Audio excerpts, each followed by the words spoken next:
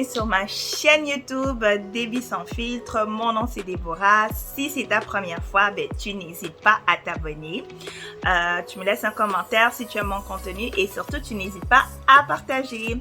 Donc ici on parle de développement professionnel, développement personnel et épanouissement financier. Excusez-moi, je suis un blanc de moi. Je vieillis, haha. En tout cas, épanouissement financier. Et aujourd'hui, c'est la vidéo que je vous avais promis, en fait, pas à ma dernière vidéo, mais l'autre d'avant, où je vous avais promis que j'allais vous parler de mon voyage, donc en Égypte. Oui, en Égypte. Pour ceux qui ne savent pas, l'Égypte, oui, c'est en Afrique, ok? Je dis ça, mais il y a des gens qui ne savent pas que l'Égypte, c'est en Afrique. Début du mois de mai, je suis allée en Égypte avec une amie, puis ma soeur. Et voilà, je vous raconte ça. Au départ, je vais d'abord dire ça, c'est que j'ai pas vraiment de structure à la vidéo. Donc, je vais vraiment vous la raconter comme, comment on dit, c'est pas un pep talk là. Je vais la raconter comme une histoire, en tout cas, comme une story time. Yeah. So, au départ, on était supposé faire une croisière en famille pour le 75e anniversaire de mon père. Et c'était supposé être au début de l'année. Malheureusement, il y a eu Omicron qui est apparu, les cas de Covid n'arrêtaient pas d'augmenter. Et on avait trop peur que si on quitte le Canada, qu'on ne soit pas en mesure de retourner. Ça, c'est de 1, puis de 2, comme je vous ai expliqué, 75 ans de mon père. Fait qu'on ne voulait pas non plus le mettre à risque et tout. Puis entre-temps, mon neveu, il a eu la COVID. En tout cas, toute une péripétie. Bref, fait qu'on a annulé le voyage. Et tout. En parlant avec ma soeur, elle me dit que elle veut faire un solo trip en Égypte. Un solo trip. Là, j'étais comme, girl, l'Égypte, ok, l'Égypte. Tu sais, c'est comme, c'était vraiment pas une destination que j'aurais planifié. L'Égypte, habituellement, c'est comme des tout inclus. Là, déjà, la croisière, je sortais un petit peu de ma zone de confort et tout. Je suis comme, ok, l'Égypte. Là, je lui dis, ok, je vais regarder. Peut-être je vais embarquer avec toi dans ton voyage, mais je ne suis pas sûre. Donc, j'ai commencé à faire des recherches et je suis maniaque. Donc, j'ai commencé à faire des recherches, j'ai regardé des vlogs et tout. Les vlogs étaient contradictoires et tout. J'ai dit à ma soeur, t'es sûre l'Égypte? Tu veux pas choisir une autre destination pour que je vienne avec toi parce que en termes de sécurité, de racisme et toutes ces affaires-là, je suis pas convaincue et tout. Puis, comme je l'ai expliqué, moi j'ai une petite fille. Puis on dirait depuis que j'ai une petite fille, je pense toujours sécurité. Quoique le voyage, j'allais pas le faire en famille, ça allait être un voyage toute seule, sans famille. Juste ma soeur et une autre de mes amies et tout. Mais pareil, je pense quand même sécurité parce que j'ai le goût de revenir vers mon enfant. Bref. Là, je réalise, ça fait 3 minutes que je parle, mais je n'ai pas encore embarqué dans le sujet. Là, j'embarque dans le sujet. Donc, il fallait un visa pour aller en Égypte.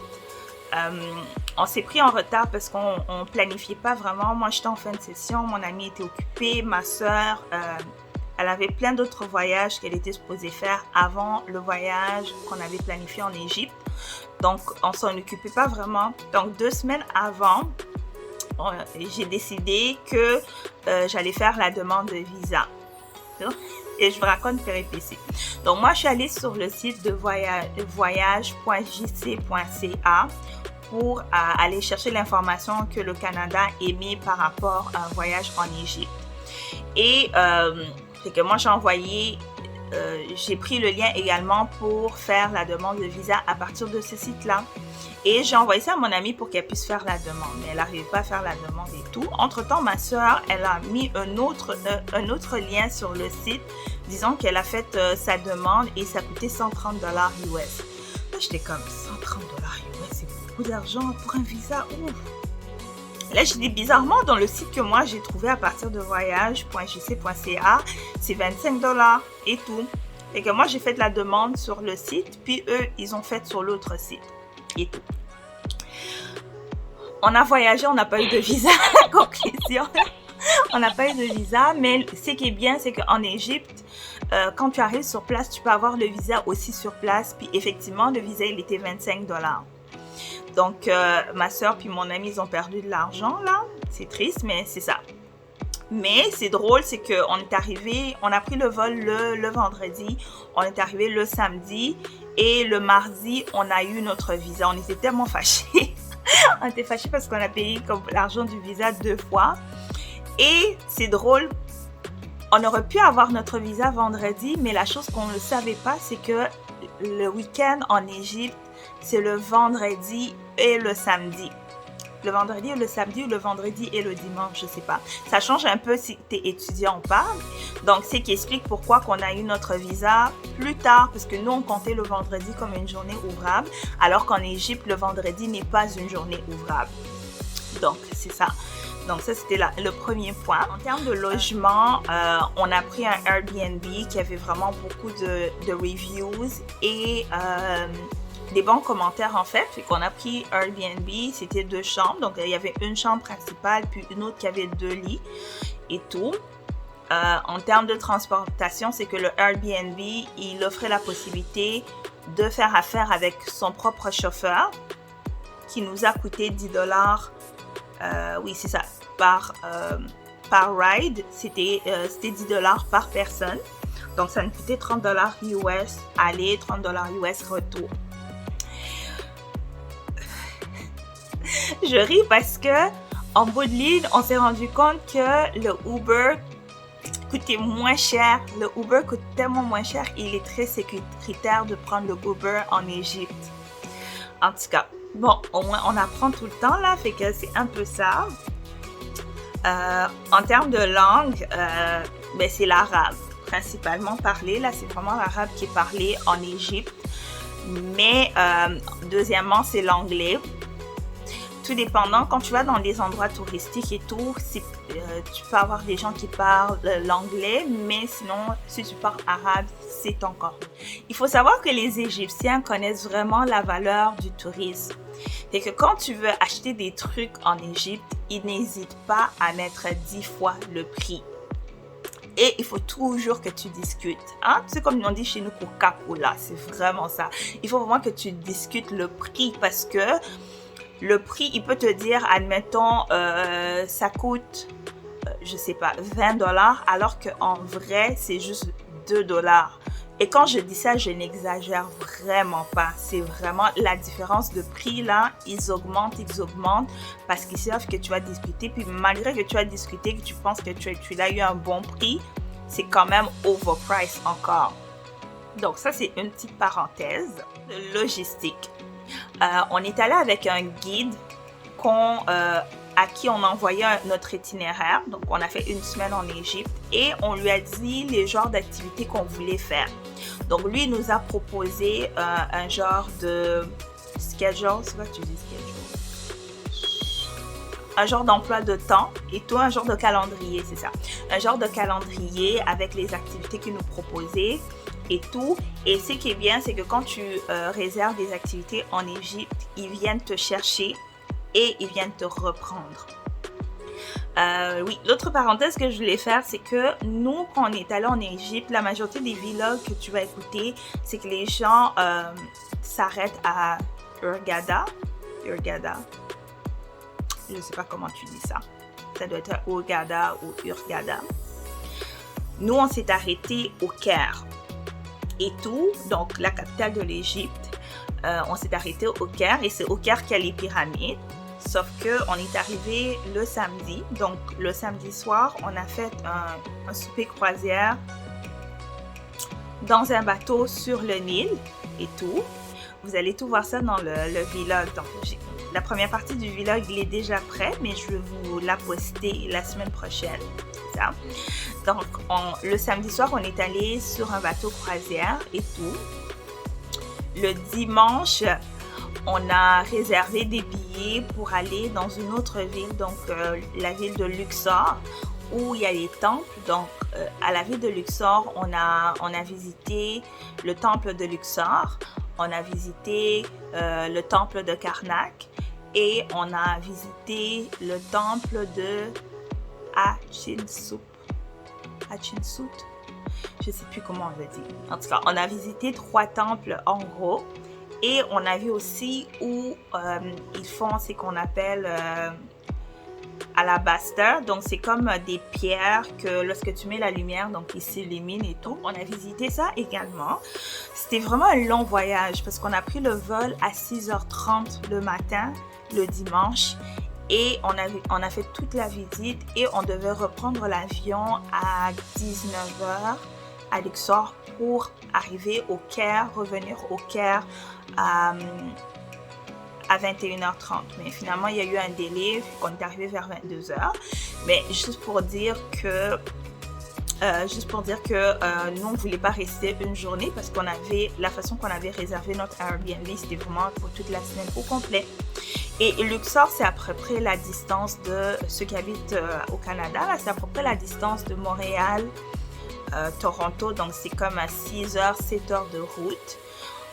Donc, on a préféré prendre l'avion et ça ne nous a pas vraiment coûté cher, ça nous a coûté $140 canadiens aller-retour, oui, aller-retour. Et tout. Donc, c'est ça qu'on a fait le dimanche. Le lundi, on avait une journée relax, mais j'étais tellement malade.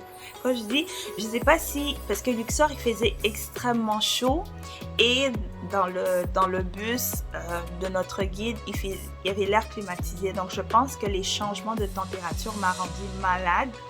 Et je sais pas, vu que je voyageais toute seule, je me suis pas préparée. J'avais pas de Tylenol, j'avais pas d'Advil, j'avais rien. Ne faites jamais ça, Toujours vous préparer en conséquence parce qu'on ne sait jamais. Mais une chance que ma soeur, elle était plus préparée que moi. Donc j'ai pris des Advil,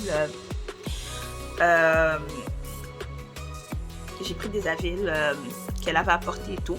Ok, donc c'est ça que j'expliquais. Donc lundi, on a une journée où on n'a rien fait du tout. Ensuite, le mardi, on est allé à Alexandrie. Donc, Alexandrie, c'est une autre ville. Et pour ceux qui connaissent l'histoire, Alexandrie, c'est là où il y avait le phare, le grand phare, en fait, qui faisait partie, dans l'ancien temps, de l'une des merveilles du monde, qui a été détruite entre-temps. Puis, il y a eu une citadelle qui a été construite par-dessus. Donc, Alexandrie, c'est fait sous le bord de l'eau avec une température méditerranéenne. Et Alexandrie, c'est 2 heures de route du Caire. Donc, on a quitté à 8h le matin, on est arrivé à Alexandrie, on a passé la journée à Alexandrie, on a visité tous les sites historiques là-bas, on a fait un genre de bateau qu'on a adoré avec un photographe de ouf. Et ensuite de ça, on est retourné. Donc ça, c'était la journée du mardi. La journée du mercredi, c'est la journée où on est allé visiter les pyramides. Moi, honnêtement, dans ma tête, je pensais qu'il y avait juste une pyramide et ça se trouvait juste en Égypte. Mais notre guide nous a expliqué qu'il existait plus de 700 pyramides. T'imagines? 700 pyramides, sauf que je pense que la plus grande et la plus ancienne ou la plus étrange se trouve en Égypte. Donc, on a visité la pyramide, on a fait chameau. Donc, le chameau nous faisait quitter des pyramides, c'est 45 minutes. Oui, c'est 45 minutes. Puis je vous dis ça, les chameaux coûtent $25. Si vous allez là et qu'on vous charge plus que ça parce que les Égyptiens ne blaguent pas avec l'argent. C'est $25 que ça nous a coûté. Ça, c'est le guide qui a négocié ce prix-là, $25. Donc, le chameau, on a fait le tour en arrière des pyramides. On a pris des photos avec le background des 3 petites pyramides. Ensuite, on est arrivé proche du Sphinx. Du Sphinx, comment tu dis ça? J'ai du mal à prononcer aujourd'hui, excusez-moi. Donc, ensuite, on est allé regarder le Sphinx. On a pris les photos, le fameux baiser du Sphinx. C'est ça. Et ensuite, c'est ça. Donc, c'était ça. Donc, c'est les journées où on a fait ça. Et ensuite, le jeudi, comme activité, on a visité le musée égyptien où, parce que quand tu vas dans les sites historiques, oui, il y a des éléments, mais il y a des choses qui ont été déplacées pour être envoyées dans le musée égyptien. Et donc, on a visité le musée égyptien, on a visité la tombe de Ramsès qui fait tout en or. Et ensuite, on a fait quoi? Oui, ensuite de ça, on est allé voir, on est allé au marché. Oui, le fameux marché en Égypte. On a fait du magasinage, on a acheté des souvenirs et toutes ces affaires-là.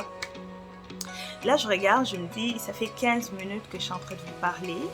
Mais c'est pas grave, je continue. Au pire, vous regarderez, vous arrêterez où vous voudrez là. Mais c'est ça.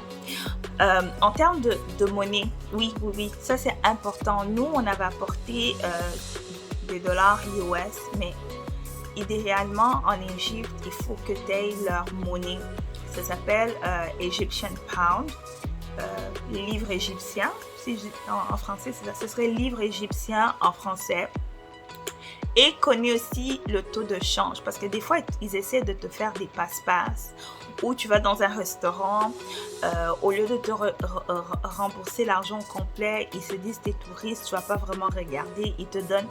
En tout cas, c'est comme plein de magouilles, mais tu sais, c'est ça. Donc, juste pour dire que sois attentif, nous, quand on est allé, le taux, c'était $1 US, était équivalent à 18,50 livres égyptiens et tout. Donc, quand on te dit 200 livres égyptiens, t'es comme, ah, ok, c'est juste un billet que je donne, mais non, c'est équivalent à, c'est quasiment du 11-12 dollars US. Donc, porte attention à tout ça. C'est quoi d'autre que je voulais dire? Mais sinon, en gros, le voyage était super, c'était magnifique. Je répète, un guide, c'est vraiment un go-to. Quand tu vas en Égypte, il faut vraiment que tu aies un guide pour qu'il puisse t'expliquer. Sinon, 90% de cas, tu ne comprends pas qu'est-ce que tu regardes, qu'est-ce que tu vois et tout, qu'est-ce qui a été fait, qu'est-ce qui a été changé et tout. Puis oui, on a visité la vallée des rois aussi. Ça, c'était à Luxor. J'ai oublié de le mentionner. Oui, parmi les temples, c'était ça. Mais je vais essayer de vous mettre un peu plus de détails dans la description parce qu'il y a plein de choses à dire par rapport à l'Égypte. Mais sinon, je vais vous dire, l'Égypte, moi, j'ai trouvé qu'il était très sécuritaire. Les gens étaient très aimables. Il faut dire qu'on a été vraiment plus dans des endroits touristiques. Notre Airbnb, c'était à Zamalek. Zamalek, c'est considéré comme Las Vegas en Égypte parce que c'est une ville, c'est un quartier qui ne dort pas. Il y a plein de restaurants, plein d'endroits où aller. Et tu pouvais marcher nous, on marchait jusqu'à 1h du matin dehors et c'était très sécuritaire. On n'a pas senti d'insécurité du tout, même en étant des femmes, 3 femmes en Égypte. Donc, c'est un peu ça. Donc, je vais finir là. Si tu as des questions, tu n'hésites pas à m'écrire un commentaire pour que je te réponde. S'il y a des éléments que je ne vous ai pas dit, que vous êtes intéressé à savoir, tu m'écris un commentaire également. Il va me faire plaisir. Entre-temps, je te dis à la prochaine. À la prochaine. Puis, je te fais des gros bisous. Et en fait, la semaine prochaine, je vais publier la première partie du vlog. Je suis super excitée parce que je me suis forcée, c'était beaucoup de travail. Donc, je vais vous publier la première partie du vlog en espérant que vous aimez. À la prochaine!